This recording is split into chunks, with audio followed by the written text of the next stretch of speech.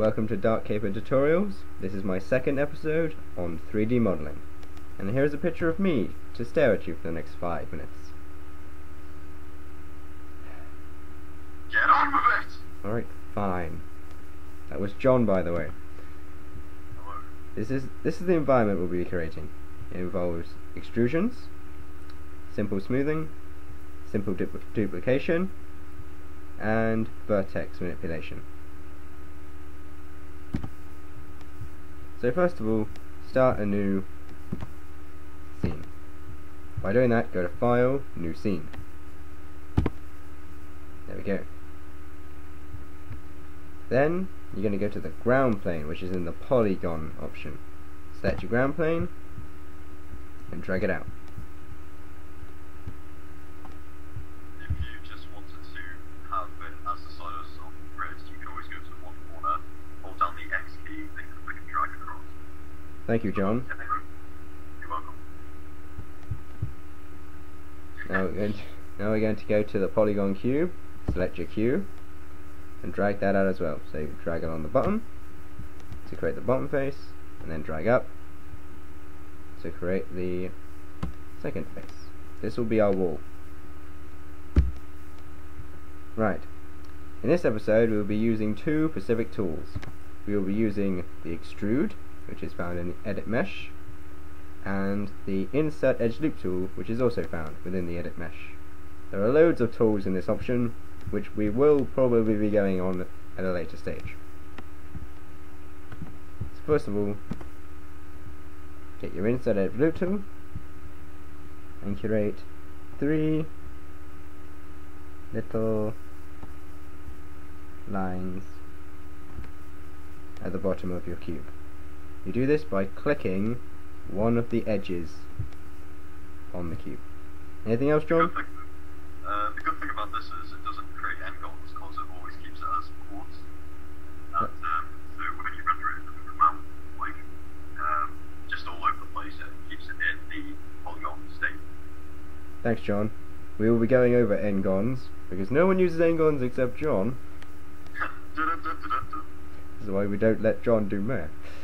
Anyway, now create. I'm not allowed outside.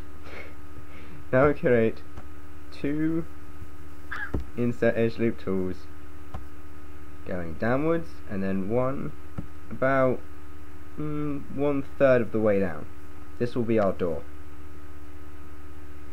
From here, zoom in by holding the Alt key, right clicking, and then dragging. If you've got a mouse, like some of us have, if you have a mouse, you can scroll in. on a laptop, you can use the scroll. You can use the little third scroll button. Anyway, create 2 more lines going down the cube. These will become our stairs. Now, You don't have to be deadly precise with this, it's just a little test. this is just practice. Oh, sorry, my mistake. 3 lines going down. Anyway, now to use that edit mesh tool you talked about earlier, but first we have to go to the mouse selection tool, right click our object and go into face mode. In face mode you'll see all the little faces go red. They're really happy to see you. Anyway, Not always. click the first face, hold shift, click the second face, third face, fourth face, fifth face, sixth face, seventh face, eighth face, and ninth face. Then we're going to go up. Then we're going to go up to Edit Mesh and click the extrude. What the extrude does is it pulls out faces. You use the arrow key to pull out the face. Now we have some nice stairs. Oh, there's some nice. Same thing with. Same thing with the X button. If you wanted it at a certain width, if you hold down X, if you want it precise to the lines on the grid, then you can always do that, and it will snap it to the grid, like Chris has just done there. Thanks, John. Anyway, Stop saying thanks, John. I like to be sarcastic in my videos. Anyway, You're welcome. You don't need to keep saying it, man. click the door face, which I'm now calling the door face, and now we're going to go to Edit Mesh, Extrude again. But this time we're going to go to the Resizing tool. Scale tool. Thanks, John. Ah, people are looking up. Anyway. Heather, darling, is online. Anyway, you're going to click the Z-axis scaling tool and just scale inwards. Stop messing around, Chris. This is serious. Anyway, press G to extrude again. The G shortcut key allows you to repeat a task you've just done. I was actually going to mention that earlier when you were doing the planes. I was saying if you want to just repeat what you've done, press the key.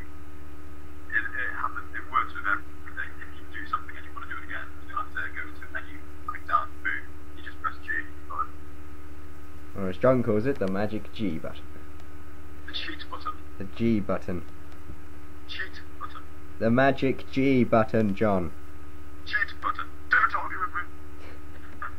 Anyway, now we're going to create that bin we made earlier.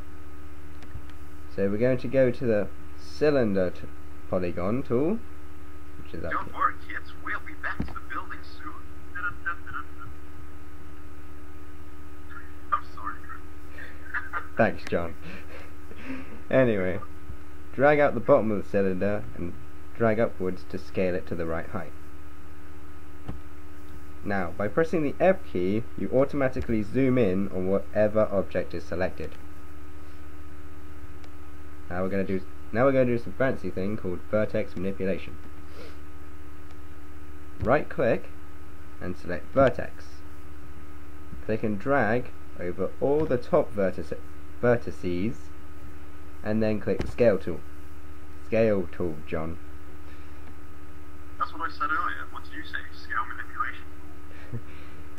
Click the center of the scale tool, which is the yellow box, and drag. This will scale all the vertices in the same direction.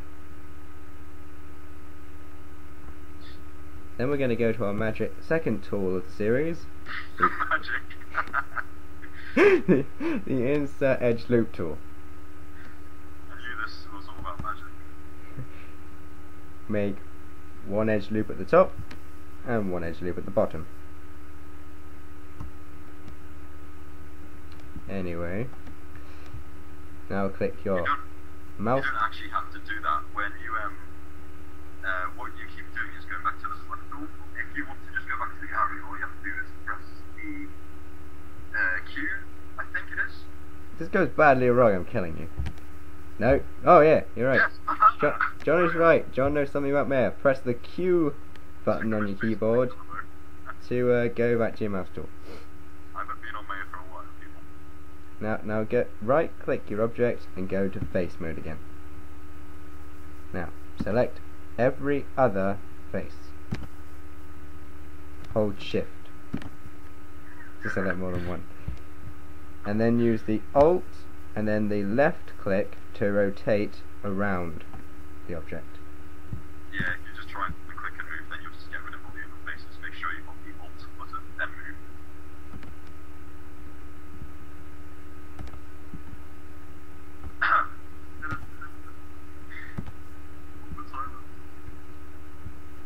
Oh no, I thought I'd gone wrong there. That would be embarrassing during my tutorial if I went wrong. Anyway, I think that's all of the faces. Now you're going to go to Edit Mesh, Extrude, and click the Scale tool. Click the center and scale inwards. This will be the corrugated effect of the bin. Okay. There's actually another way of doing that. It's because, do you know how it's kind of shrunk? If you render it, you notice how you've got the arrows and one of the scale tool in the middle. If you just click and hold the Z-axis one, it'll bring it in without shrinking it. That's just if you're doing something else too. I don't know what you're doing there, but stop it. Anyway, go to Edit Mesh, Insert Edge Loop again, click at the top of the extrude and the bottom.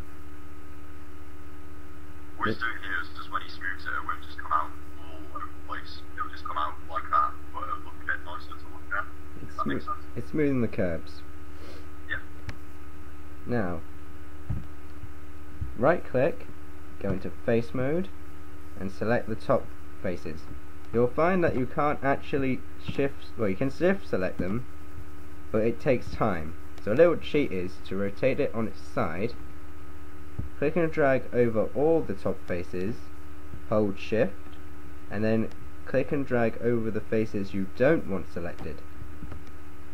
So now it's actually a faster way.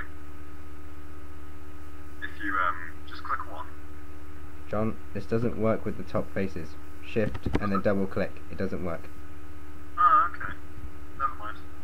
That shows how much John knows about me. Sorry, people. Yeah, it has been a while. I should really get back into that. Push edit mesh, extrude again, and then using the scale. You already do. Hold the edit mesh extrude, go to the scale tool, click the center one, and just scale inwards. Then push delete. The big delete button on your keyboard. Oh, I did miss one. Oh well. Actually, if you want to avoid doing that, get the faces back. Extrude it again. And push it down. Otherwise it won't just look like it's just a flat surface. Then it gives it a bit of, like, thickness to it. Anyway. Now edit mesh, insert edge loop tool, select make an edge loop at the top and the bottom of the space between the corrugated effect and the top of the bin, and the same at the bottom. Now this is what we were going on about smoothing. First, put your object into object mode. This makes it go green. That's how you know it's in object mode. Then, on your keyboard, you'll see the magic numbers 1, 2, and 3. Press the number 1 to do a slight smooth. Press number 2 to do more detailed smooth, and 3 to do maximum smooth. Number 2 is basically 3, but with number 1's wireframe. Thanks, John. Yeah, well, I just corrected you. Yeah. I'm putting it in simple terms, John. How would you feel? Anyway, click off the object to see the full effect, which is... It looks pretty realistic to me. Thanks, John. Is that a photo? I don't know. Anyway, stay tuned to part 2 of this tutorial, because I think we're running out of time on this one. And yeah, anything to say, John? Yeah, just before we go, check out my channel, One Crazy John. I've just got a load of stuff on there, like After Effects, Mayor, just a load of random videos which will probably make you laugh. Well, probably, maybe, I don't know. Also check out Caper here. He's got another channel. He's got some cool stuff on there involving Mayor. And check out our other channel, which is Sidrock, which is basically would we say the Freddy one of our channels, basically the more serious one with bigger videos. Yeah, that sort of thing. So yeah, check out those channels, and if you like them, subscribe and check us out. That's all I have to say, really. Oh, and I hope you enjoyed this tutorial. It's been riveting. Thanks for doing all my end bit there, John. Yeah. I should hire you.